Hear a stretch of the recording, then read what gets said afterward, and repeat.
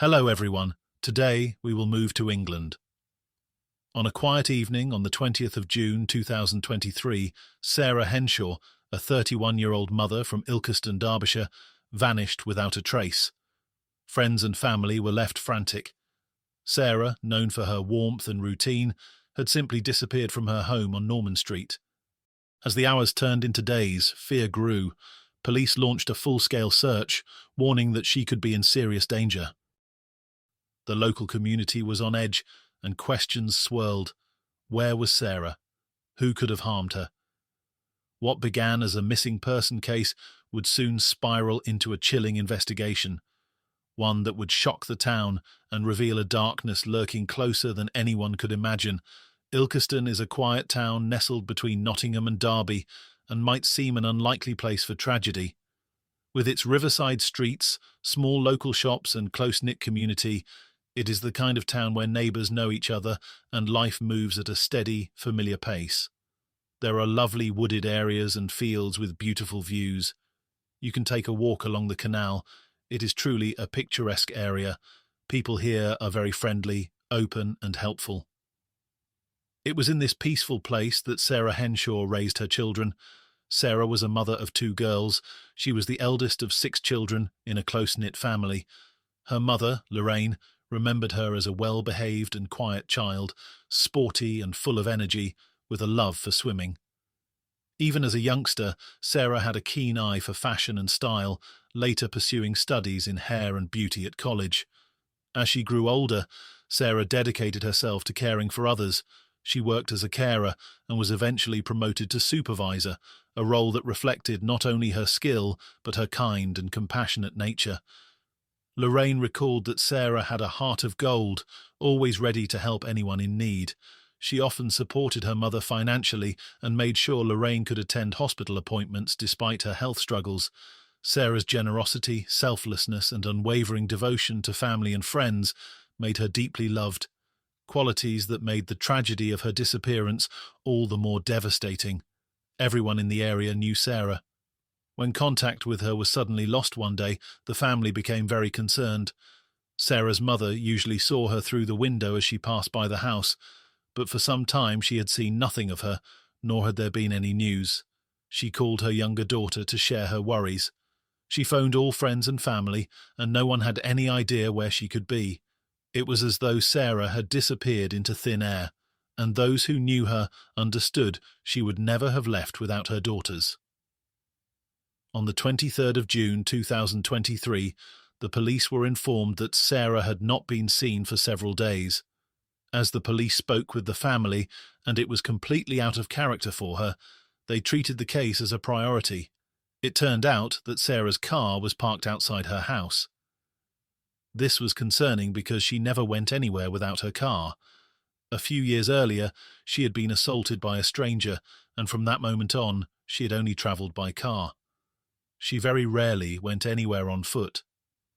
The police began examining Sarah's life, hoping to find something that could explain her disappearance. Her younger sister recalled that Sarah often told her she needed to grow up to be a woman with self-respect, and always taught her to say, "Thank you," and "please." Sarah was the first person her siblings turned to for help or advice.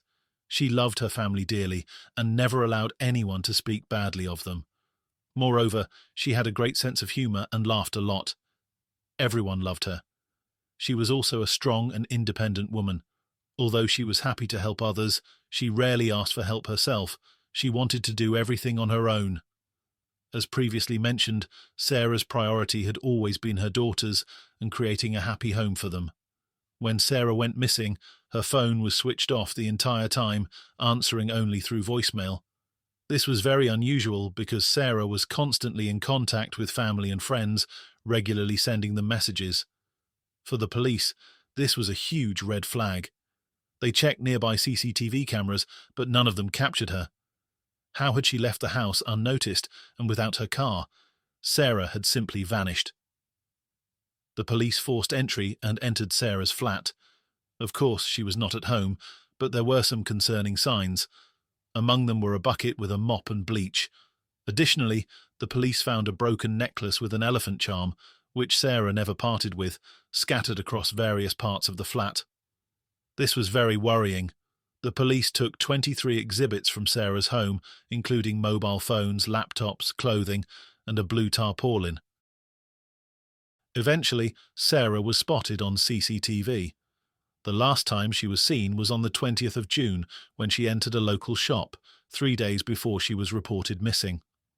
The police published CCTV images of Sarah on social media and asked for any information regarding her whereabouts.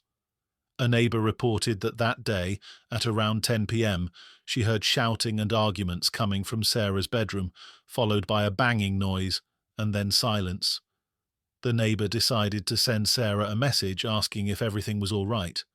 Shortly afterwards, she received a reply saying everything was fine and that it was only the dog having a seizure. The neighbour knew that Sarah's dog sometimes had such attacks, so reassured, she went back to sleep. Early the next morning, the neighbour again heard noises that woke her, so she looked out of the window. Outside, Darren, Sarah's ex-boyfriend and the father of her younger daughter, was standing by his van with the rear doors open. He closed the doors and got into the vehicle.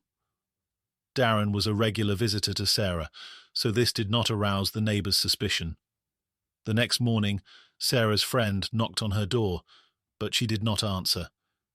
She asked the neighbour if she had seen her, and the neighbour decided to send a message to her ex-boyfriend Darren. Darren replied that he didn't know where she had gone, but that she had left early that morning. The neighbour was surprised that she had left the car behind and asked about it. Darren replied that he would get in touch if he found out anything. Later that same day, Darren told the neighbour that he was worried about Sarah and that some of her belongings, including her bag, were missing. Later, officers discovered Sarah's belongings, including her dressing gown and slippers, in a nearby skip, leading them to suspect that Darren had returned to her home, disposed of the items to cover his tracks, and wanted people to believe that she had genuinely gone away somewhere. By this stage, the police were almost certain this would become a murder investigation.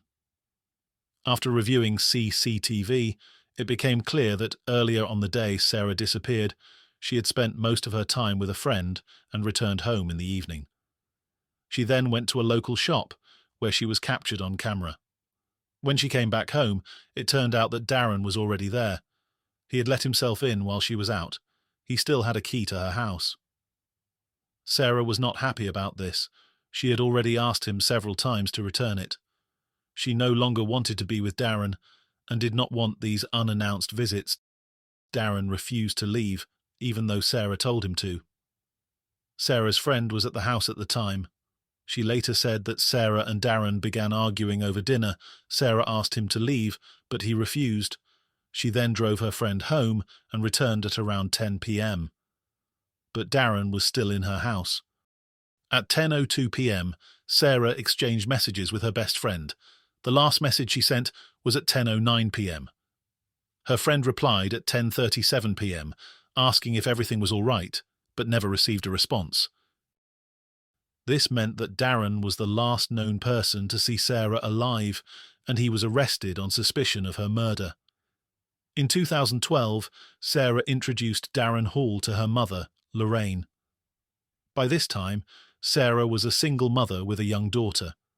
Lorraine recalled that Hall seemed polite enough, but there was something unsettling about him, a confidence that bordered on arrogance. She didn't voice her concerns to Sarah, who was clearly falling in love, but she noticed how Hall disliked her spending time with her family. It was as if he wanted her entirely to himself. 4 years later, Sarah had her second daughter. By then, the relationship had become abusive. Lorraine remembered a frightening moment when Hall shoved Sarah in the stomach, forcing a rushed trip to hospital to check on the baby. Despite the assault, Sarah felt she needed to stand by him, caught between love and fear. The couple eventually split around 2018, and for a while it seemed Sarah had regained control of her life. She coped well as a mother, focused on her daughters, and stayed close to her family. But tragedy struck again in April 2022, when Lorraine's father died at the age of 71. Sarah ended the relationship soon afterwards, hoping to rebuild her independence, yet Darren still had a key to her home. On the night of the 20th of June 2023, he let himself in and refused to leave. A visiting friend confirmed that he had been asked to leave several times and ignored every request. Eventually, the friend left, leaving Sarah alone with Hall, a decision that would prove fatal. It was especially tragic because Sarah saw her home as her safe space. Police interviewed Darren. When officers first asked where Sarah was, Hall insisted he didn't know and said he hoped she was still alive. He claimed they had argued that night because their dog had suffered a seizure, knocking into furniture and messing a duvet, which supposedly triggered a dispute. He said he grabbed the duvet because it was too big for their washing machine and put it in his van to dispose of it, then drove around for about an hour. He claimed he eventually drove north on the M1, came off at junction 29, and when he later returned to Ilkeston, Sarah left to go to a friend's house, and that was the last time he saw her. He repeatedly insisted he had done nothing to her and had no idea where she was, saying it was the police's job to find her. Police began to uncover major inconsistencies in Darren's account of that night. They already knew Sarah had not left the house, as he claimed. No camera showed her leaving. It was also completely out of character, as everyone who knew her confirmed convinced Darren was involved. Detectives examined his phone. In the early hours of 21st June at 1:50 a.m, his phone connected to Sarah's home Wi-Fi, and shortly afterwards connected to his van parked outside using his GPS data. Officers could trace his movements and check matching CCTV footage. Derbyshire Police said his phone data showed that he drove to a lay-by on the A617 between junction 29 of the M1 and Chesterfield. Forensic examination showed that his phone torch was switched on and off repeatedly over a 9-minute period. While he was parked there, police were also able to see the apps he used and what he had downloaded. His health app revealed he had taken 266 steps early that morning, something he had never done before. From midnight to 6 a.m, Darren typically showed no activity at all. Police sent a specialist search team to the lay-by. Just minutes later, officers found Sarah's body. By then, it was partially decomposed. The area was densely overgrown and rarely visited. It would have been extremely difficult to find a body there, but there was something else. Scraps of blue tarpaulin matching the one removed from Sarah's house. Police had to break the devastating news to Sarah's family. They had held on to hope that she would be found safe, though deep down, they likely feared the worst. Police also informed Darren during his next interview that his former partner's body had been found. He stopped speaking entirely. Darren was charged with Sarah's murder. The prosecution had many pieces of evidence, yet there was still concern that it might not be enough to secure a conviction, because Sarah's body was too decomposed for a pathologist to determine a definitive cause of death. There was no eyewitness to what had happened, meaning the case relied heavily on circumstantial evidence. Because of this, the prosecution had to build a narrative from his movements, his phone data, and his behavior. Neuropathologist Professor Safa Al-Sarraj said there was no clear brain trauma, and the findings were inconclusive. The trial of Darren Hall for the murder of Sarah Henshaw began on the 4th of December 2023 and lasted around 2 weeks in court. Darren changed his account of events. 9 of Sarah's friends and relatives sat in the courtroom throughout the proceedings, listening in silence. He gave a very detailed and emotional testimony about what happened on the night Sarah Henshaw died. He claimed that on the 20th of June, an argument broke out at Sarah's home, and in the chaos, she fell down the stairs. He insisted the fall happened in a split second, saying that as he turned, she was already tumbling. Hall described seeing her at the bottom, just in a pile, not moving, and claimed he had no intention of harming her. That it was an accident, Darren admitted moving her body, but he said he did so out of panic, not malice. He explained that he transported her body to a lay-by near the A617, about 20 miles from her home, because he feared being blamed if he called for help. He also acknowledged disposing of several of her belongings, including her dressing gown and slippers, which were later found in a nearby skip. According to Darren, he did this to make it appear as if Sarah had left of her own accord, wanting people to believe she had genuinely gone away somewhere. He presented his story as an accident followed by panic, emphasizing that he had panicked and made poor decisions in the aftermath. He attempted to portray his subsequent actions, texting her friends from her phone, discarding personal items and hiding her body, as misguided efforts to cover up a tragic accident rather than deliberate attempts to kill. The prosecutor painted a stark picture of Darren Hall's calculated actions. She told the jury that he had let himself into Sarah Henshaw's home while she was still alive, knowing exactly what he was doing. He had a key.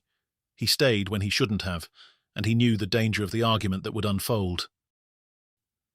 After Sarah fell, Hall claimed panic, but the evidence told a different story. He moved her body 20 miles away, disposing of her personal belongings, revealing the methodical way he tried to erase any trace of what had happened. He even used Sarah's phone to send messages to friends, crafting the illusion that she had gone away willingly. The prosecution emphasized that these were not the actions of someone who had simply panicked. Every move Hall made after Sarah's death was a deliberate attempt to mislead, to cover his tracks, and to protect himself. She reminded the jury of the lies, the deception, and the cold calculation, arguing that even without knowing the exact cause of death, Hall's behavior clearly pointed to guilt. He had manipulated everyone around him, tried to hide the truth, and treated her life as disposable. The prosecutor's message was clear. This was not an accident. It was a series of deliberate, controlled, and dangerous actions, and the jury needed to see through the lies and hold him accountable. Despite the emotional and highly detailed nature of his testimony, forensic evidence and his deliberate attempts to mislead authorities contradicted his narrative. The jury ultimately rejected his account, concluding that his actions were calculated and intentional, and found him guilty of murder. Sarah's family reacted with a mixture of relief and sorrow after the verdict, saying that while nothing could bring her back, they were grateful that Darren Hall had finally been held accountable for taking her life. Darren Hall was sentenced to life imprisonment with a minimum term of 17 years before he can be considered for release. He is now in prison at HMP Nottingham. The verdict somewhat disappointed the family, who believed that a life sentence should mean life, not the possibility of release after 17 years. Sarah's family regard him as a monster who took from them a wonderful daughter, sister, and mother. Sarah's mother admitted that the hardest thing she had ever done was to tell her grandchildren that their mother would never come back. An online fundraiser for her funeral and to support her two children had previously raised more than £9,000. Shortly after her body was found, Sarah's mother, Lorraine, paid tribute to the wonderful daughter and sister, describing her as incredibly kind. She said, "Sarah was my firstborn child and was a wonderful daughter and sister. She was also a fantastic mum to her two girls, whom she loved so much. Sarah would always put others first and was always incredibly kind. As a family, we are all devastated by her death. We miss her so much and will love her forever." Unfortunately, I could not find any information about Sarah's daughters. Sarah Henshaw had found the courage to leave a toxic and abusive relationship, hoping for a safer, brighter future. Tragically, even that courage could not protect her, and her life was cut tragically short. She is remembered for her warmth, her love for her children, and the joy she brought to those around her. Rest in peace, Sarah. You will never be forgotten. If you are in a relationship like this, remember, there is no reason to wait. People like that never change, and over time they can go as far as the worst. Thank you for listening to this story until the end. Take care of yourselves.